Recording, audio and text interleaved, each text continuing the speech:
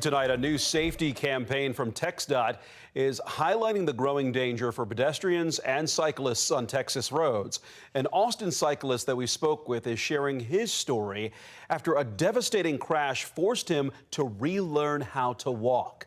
KVUE's Jose Alonso has more on what TxDOT says needs to change in order to keep people safe. With caution signs lining streets across Austin, the city might give the impression of being a safe place to bike or walk. I was a cyclist for a while until I was in a pretty serious accident right over here. The intersection of Dean Avenue and Georgian Drive.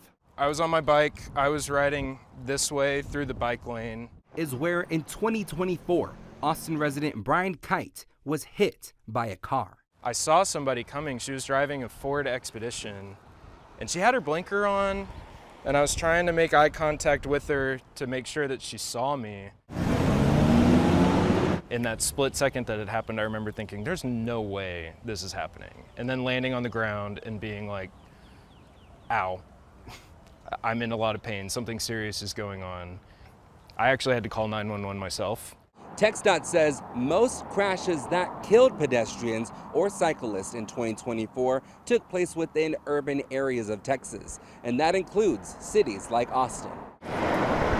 In a video recorded by TxDOT, a department spokesperson says 1 in 5 traffic deaths involves a pedestrian or cyclist in Texas. In 2024, 772 pedestrians and 80 bicyclists were killed on Texas roadways. Kite says he's glad to be alive, but he did undergo a 6-month-long recovery journey. My femur broke in half, and they say that's the most difficult bone in your body to break. I was in a walker, and I couldn't really rely on my left leg for anything. And if all it is getting drivers to understand like the danger that they might be putting someone in when they fail to yield, when they don't pay attention, I want to use what happened to me to speak on that. Kite says he's lucky and hopes his story saves lives.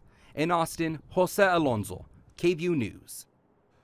And TxDOT is also reminding cyclists they must also obey all traffic signs and signals, and warning the public that nighttime is the most dangerous time for pedestrians and cyclists.